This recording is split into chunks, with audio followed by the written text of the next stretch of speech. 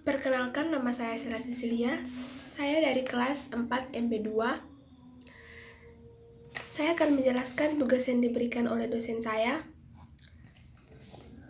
yaitu lobby dan negosiasi. Topik penutup negosiasi. Soal pertama, menjual posisi dalam menutup negosiasi. Soal kedua, memilih cara menutup negosiasi dengan pertimbangan. Soal ketiga, memotivasi calon pembeli ke arah kesepakatan. Soal keempat, menyelesaikan sengketa dalam negosiasi. Soal kelima, menutup negosiasi. Soal pertama, menjual posisi dalam menutup negosiasi. Yang pertama itu, tetap pada posisi duduk. Saat orang melakukan sebuah proses penjualan atau negosiasi dengan klien, orang selalu lakukan dengan cara yang duduk. Ini akan membuat suasana lebih santai dan terkondisi.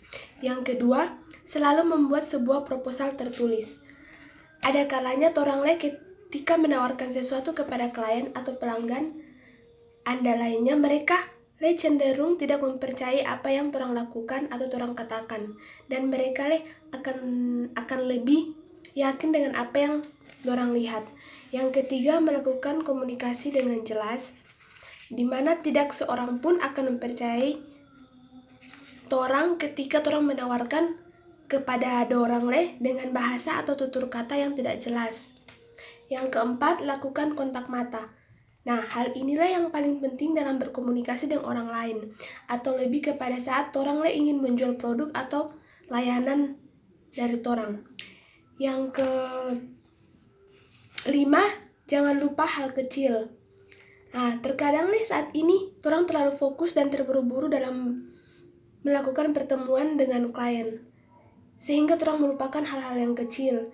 Yang ketujuh, berikan sedikit humor. Nah, orang di sini harus pintar menyukai humor, dan orang harus memberikan humor. Dengan begitu saat orang menjual atau melakukan sebuah negosiasi dengan klien. Yang ke-8, ajukan pertanyaan sekali lagi. Jika kurang jelas, yakin dengan pernyataan klien Anda tentang ya atau tidak, dan dipersilakan untuk mengajukan pertanyaan lagi. Yang ke-9, tetap percaya diri. Nah, orang harus percaya diri dalam berbagai kesempatan. Orang harus memang disarankan untuk memilih rasa percaya diri, terlebih saat orang hendak melakukan proses penjualan klien. Yang ke-10, tetap positif. Nah, di sini orang tidak perlu seberapa besar pembeli memberikan respon terhadap usaha orang saat penjual. Sebagai penjual, orang harus tetap berpikir positif terhadap apa yang orang lakukan.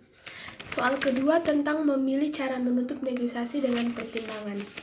Nah, di sini mendekati persetujuan, orang harus pastikan semua pihak mempunyai pemahaman yang sama mengenai hal-hal yang dicakupnya, dan orang harus konfirmasi persetujuannya. Nah, setelah itu berulang negosiasi bisa ditutup. Nah, yang pertama orang harus berfokus diri. Nah, sebelum menutup negosiasi perlu dipastikan bahwa orang benar-benar fokus pada ini masalah yang sesungguhnya, dan orang tidak perlu terbawa-bawa perasaan karena taktik negosiasi lawan sehingga mempengaruhi penilaian dan pengambilan keputusan. Yang kedua, menegaskan ketentuan. Nah, di sini orang harus pelajari istilah yang akan orang gunakan dalam penjualan. Klien pasti menyusun kontrak dagang. Nah, di sini orang harus jelaskan istilah-istilah kecil atau orang gunakan kosakata yang mudah dipahami. Soal yang ketiga itu tentang memotivasi calon pembeli ke arah kesepakatan. Nah, di sini saya akan menjelaskan cara memotivasi tipe seperti ini adalah orang penjual harus memberikan penjelasan yang rinci atas produk yang orang tawarkan kepada orang lain. Nah, orang harus melayani dengan sepenuh dan kesabaran. Setiap rincian penjelasan arahnya menuju kesepakatan bersama. Nah, soal yang keempat ini dia menyelesaikan sengketa dalam negosiasi. Nah, dalam negosiasi orang pasti pernah sering terjadi perbedaan pendapat. Nah, di mana kedua belah pihak tidak ada yang ingin mengalah. Nah, di sini biasanya terjadi ketika salah satu pihak yang lain ingin strategi seperti win-loss, di mana ingin mendapatkan keuntungan yang lebih besar dang. Nah, di sini tidak jarang dang menimbulkan sengketa antara dua belah pihak. Apalagi jika kedua belah pihak telah dikuasai oleh emosi masing-masing. Nah, di sini nih, orang tidak akan menjelaskan metode yang dipakai ketika terjadi sengketa, yaitu dengan cara orang mengundang pihak ketiga atau negosiator. Nah, di sinilah maksudnya orang negosiator adalah penyelesaian sengketa dengan intervensi pihak ketiga atau negosiator.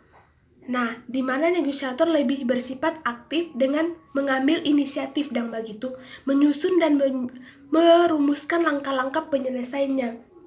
Nah, soal yang kelima ini dia tentang menutup negosiasi. Nah, yang pertama itu melakukan komunikasi dengan jelas. Orang harus berkomunikasi dengan orang lain itu harus jelas dong. Nggak perlu terbata-bata atau bagaimana supaya orang lain mengerti. Nah, di sini pertama hal yang perlu orang perhatikan agar tercapai tahap closing yang efektif dalam negosiasi adalah dengan orang lain melakukan komunikasi dengan sangat jelas. Dalam negosiasi termasuk di dalamnya tahapan closing. Nah, memang ada komunikasi yang muncul antara orang lain dan klien Nah, yang kedua itu selalu tersenyum. Orang itu harus tersenyum dan sekalipun orang banyak masalah begini-begini tentang apa, maka ketika orang ingin melakukan negosiasi, orang harus otomatis harus tersenyum dan. Nah, di sini berikut hal yang perlu orang lakukan untuk membuat tahapan penutupan negosiasi atau tahapan closing.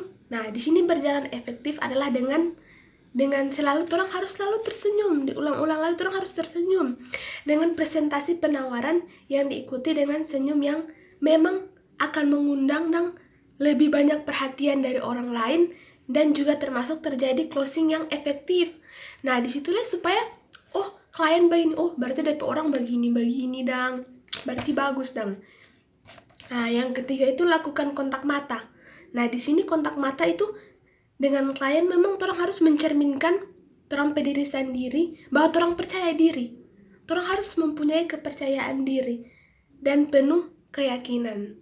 Nggak mungkin tuh orang melakukan negosiasi kok orang yang nggak yakin, kok orang yang nggak percaya diri lagi, nggak mungkin. Nah, di sini orang harus memerlukan kontak mata sendiri, bukan berarti orang menentang dan bertingkah sombong, nggak begitu dong. Nah, tapi kontak mata ini dan dia memang diperlukan agar klien yakin dengan orang presentasi ini yang orang jelaskan for dorang nanti atau orang saat melakukan penawaran yang orang berikan supaya dorang DP orang kok bagus begini. Nah, yang keempat ini tentang tetap percaya diri, optimis dan positive thinking. Nah, di sini orang proses negosiasi memang tidak menjamin orang bisa mencapai kata sepakat atau deal. Nah, dengan klien, tapi meski demikian di sini orang tidak boleh berputus asa dulu sebelum berjuang. Orang itu harus semangat dan orang harus berikan kesan yang positif for dorang. Nah, agar di sini lebih baik begitu. Nah, yang kelima itu berikan sedikit humor.